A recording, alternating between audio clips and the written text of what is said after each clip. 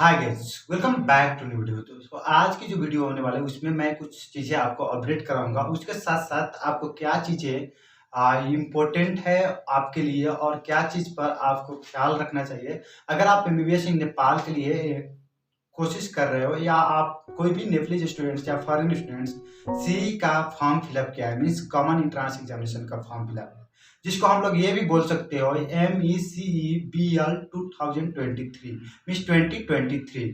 तो MECBL का full form सबसे पहले होता है medical education common entrance examination, और 2023 का मतलब 2023 के सेशन है।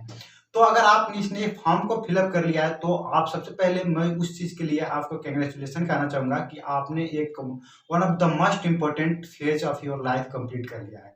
क्योंकि आप किसी भी मेडिकल फील्ड में आप जाना चाह रहे हो तो आप करने मतलब बिना ये फॉर्म फिलअप किए हुए आप नेपाल में विद इन नेपाल और बीइंग एज ए नेपलीज आप आउटसाइड मेडिकल परस्यू नहीं कर सकते हो। सिर्फ एक चीज़ छोड़कर अगर आप इंडिया में एमबीबीएस परस्यू करना चाह रहे हैं तो आप नीट क्वालिफाई हैं तो उसके बेसिस पर आप इंडिया में परस्यू कर सकते हैं। लेकिन बाकी अदर देन इंडिया कोई भी आप कंट्री में जा रहे हो तो आपको कहने का मतलब नेपाल की कॉमन एंट्रेंस एग्जामिनेशन जो है वो पास होना कंपलसरी है, मीन्स क्वालिफाई होना कंपलसरी है।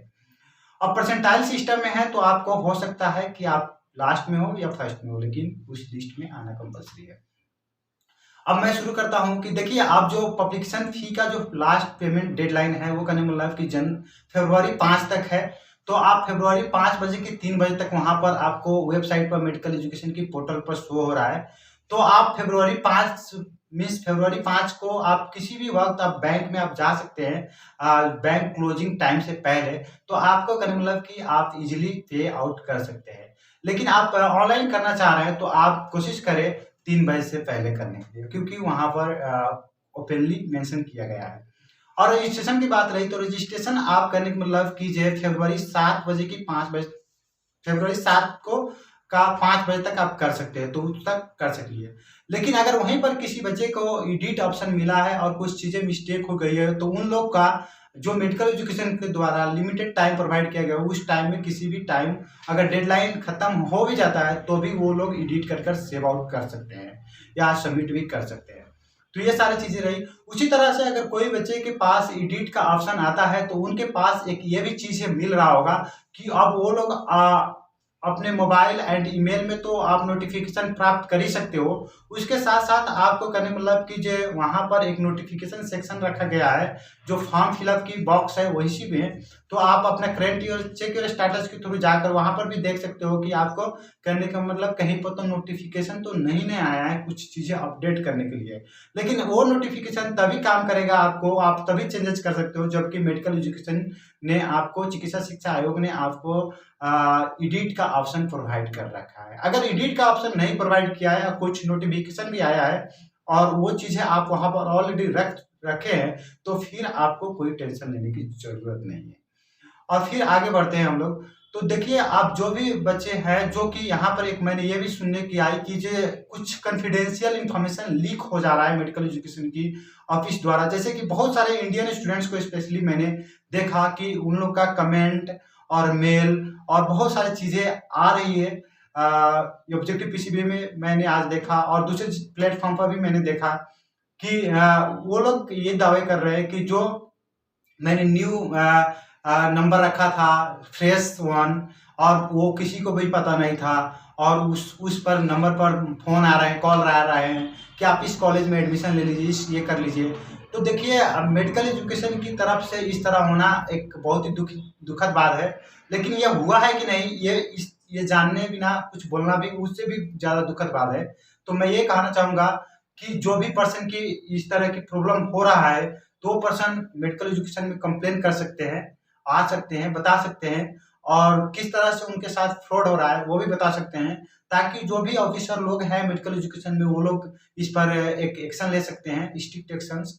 और मेरे जहाँ तक मैं जानता हूँ, समझता हूँ और मैं देख रहा हूँ मेडिकल एजुकेशन काफ़ी स्ट्रिक्टली काम कर रहा है। हाँ, कुछ त्रुटियाँ हुई है मेडिकल एजुकेशन से इन दिनों, और उन्होंने काफ़ी उस पर स्ट्रिक्टली एक्शन लिया है और काफ़ी स्ट्रिक्टली काम कर रहे हैं। तो ये सारी चीज़ें ये हुई। उसके बाद आगे बढ़ते हैं कि बहुत सारे बच्चे का क्यूरी है कि कहने का मतलब कि क्या मैं 1 मंथ अब रिमेनिंग है उसमें मैं अपना सी क्वालीफाई कर सकता हूँ और इससे भी ज़्यादा बहुत सारे बच्चे का क्या मैं स्कॉलरशिप में आ सकता हूँ। तो ये टोटली मैं बताना चाहूँगा कि ये स्टूडेंट पर डिपेंड करता है कि स्टूडेंट किस तरह से ये 1 मंथ को यूटिलाइज़ करता है। लेकिन जहाँ तक मैं बता दूँ आपको कि 1 मंथ इज़ द जो लास्ट मंथ होता है वो काफ़ी इम्पोर्टेंट होता है और आपको लास्ट मंथ को काफ़ी केयरफुली और काफ़ी आपको ईमानदारीतापूर्वक और हार्ड वर्किंग होकर अपना यूटिलाइज़ करना है। अगर आप 1 मंथ को जो लास्ट मंथ है उसे आप केयरफुली और एक अच्छा इम्पोर्टेंस देकर विदाउट लूजिंग होप अगर यूज़ करते हो आप, तो काफ़ी आप सक्सेस ले आ सकते हो। स्कॉलरशिप भी ले आ सकते हो और आप काफ़ी पास भी हो सकते हो अगर आप फेलियर इस कैटेगरी में हो अभी फिलहाल। और उसके साथ-साथ आप अच्छे नंबर स्कोर कर आप अच्छे रैंक ले आ सकते हो और अच्छे रैंक ले आने के बाद आपको अच्छे कॉलेज भी मिल सकता है। हो सकता है विथिन काठमांडू वैली में मिल जाए जो कि आपको इसलिए सिंपली आप देखोगे तो 4 लाख का डिफरेंस है within Kathmandu and outside Kathmandu में। तो फी स्ट्रक्चर मैंने पेइंग की कैटेगरी की बात की।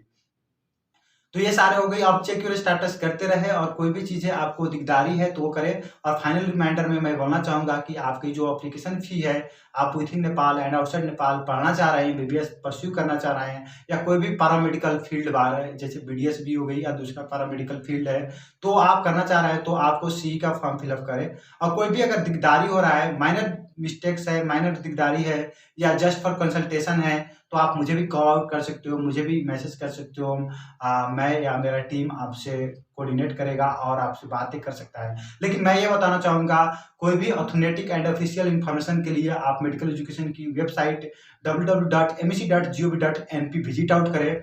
या आपको अगर फ़ोन, मेल से रिप्लाई नहीं आ रहा है, कॉल आपका रिसीव नहीं हो रहा है, मेल का कोई रिप्लाई नहीं है, तो मैं ये श्योर करना चाहूँगा आप मेडिकल एजुकेशन की ऑफिस जो है सामंतनी बख्तियारपुर में, वहाँ पर फिजिकली जाएँ और विजिट करें। आपको वहाँ पर 100% आपकी सारे जो प्रॉब्लम है उसका सॉल्यूशन मिलेगा। आपका टेक्निकल टीम है वहाँ पर, आपका एग्ज़ाम कंट्रोलर हैं, आप डायरेक्टर सर हैं, चेयरमैन हैं, आप किसी से भी मिल सकते हो, आप अपने प्रॉब्लम को पुट आउट कर सकते हो और आप ये निश्चित होकर आइएगा कि ये आपका जो प्रॉब्लम है ये सॉल्व आउट हो चुका है। तो मैं यही सजेस्ट करता हूँ। और एक बार और ये बताना चाहूँगा कि आप कहीं से भी फॉर्म फिलअप किए हो, खुद से, कंसल्टेंसी से या किसी साइबर से, कहीं से भी फिलअप किए हो, आप अपना चेक योर स्टेटस अब जो ये लास्ट 1 मंथ है, आप जब तक आपका फॉर्म अप्रूव नहीं होता है, तब तक आप चेक योर स्टेटस एवरीडे सोने से पहले एक बार चेक आउट करें। और उसके साथ-साथ मैं बता दूँ आपको कि चेक योर स्टेटस के साथ-साथ आप अपना मोबाइल और ईमेल भी चेक आउट करते रहें। और जब भी आपको वेरिफिकेशन ऑनगोइंग है तब तक कुछ भी टेंशन लेने की ज़रूरत नहीं है। आप सारी चीज़ें अपडेट देखते रहें और वेरिफिकेशन ऑनगोइंग जो से अप्रूवल होने वाले जो अप्रूव्ड होने वाले समय है, उसमें अनलिमिटेड टाइम लगता है। हो सकता है कि आपकी दोस्त की हो गई, एक ही साथ फॉर्म फिलअप किया हो या हो गया, लेकिन आपका अभी तक नहीं हुआ है, ये इसमें कोई घबराने की बात नहीं है। आपका भी हो जाएगा, आपका दोस्त का भी हुआ है, आपका तीसरे दोस्त का भी हो जाएगा। अगर आप में ये सोच रहे हो कि मेरा 10 दिन हो गए, 15 दिन हो गए, अभी तक नहीं अप्रूव हुआ है, तो उसमें भी आपको कोई टेंशन नहीं है, आपका भी वो भी हो जाएगा। तो फाइनली मिलते हैं नेक्स्ट वीडियो में। और जाते-जाते मैं बता दूँ, अगर आप निपलीज स्टूडेंट्स हैं और सीई के प्रिपेयर कर रहे हैं, तो आप जो भी कुछ पढ़े हैं अभी तक, जो भी इंडियन राइटर की बुक, निपलीज राइटर की बुक, जो भी चीज़ें पढ़े हैं, उससे भी काफ़ी ज़्यादा इम्पोर्टेंट होता है लास्ट मोमेंट में कि आप पास्ट ईयर क्वेश्चन है उसे देखें।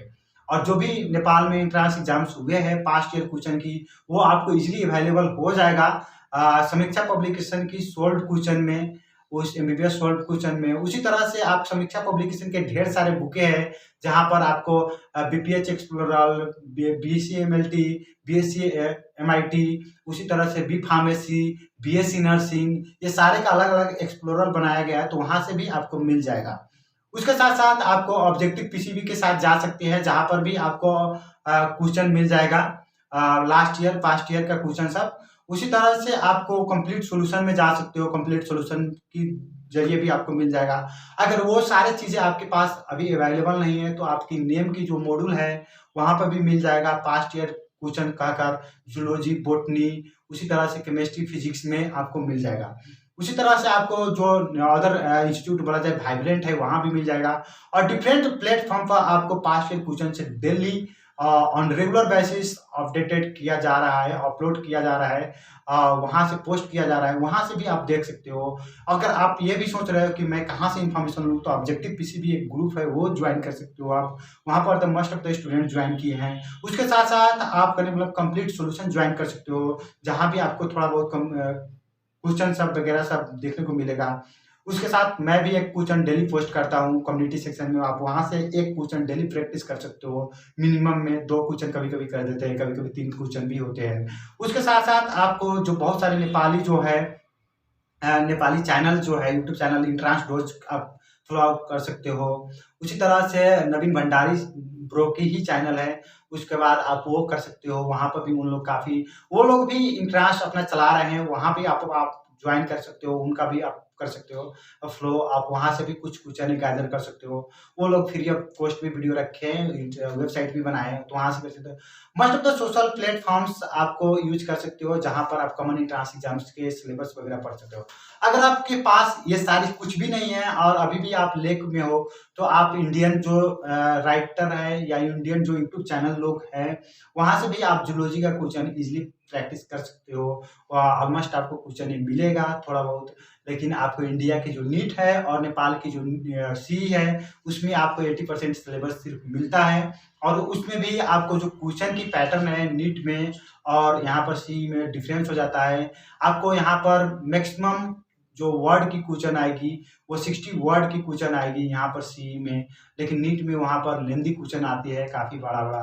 तो वो सब मीन्स आप, ये मैं कहना चाह रहा हूँ, आप सीई का प्रिपेयर कर रहे हैं तो आप 100% नेपाल की जो क्वेश्चन है, last year question, TY question जिसे बोलते हैं, पास्ट ईयर क्वेश्चन बोलते हैं, तो वो सारे क्वेश्चन आप फ्लो ऑफ करें। Okay, see you soon in next video, take care, have a good day.